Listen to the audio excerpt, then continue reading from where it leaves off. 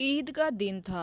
इमाम हसन हुसैन अपने नाना मोहम्मद के पास आए और फरमाया, नाना जान, सब के पास सवारी है, हमारे पास कोई सवारी नहीं, हमको भी सवारी पर बैठना है।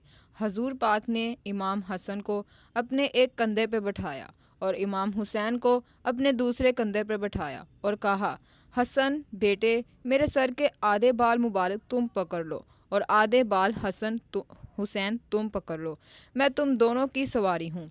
हजूर पाक अपने शहजादों को कंधों पर बैठाकर घर से बाहर गए। जब बाहर यह मंजर हजरत उमर ने देखा तो कहा, ए हसन हुसैन, तुम्हारी सवारी कितनी खूबसूरत है। इसके जवाब में हजूर पाक ने फरमाया, ए उमर, सवार भी तो देख कितने खूबसूरत हैं। सुबहान अल्लाह।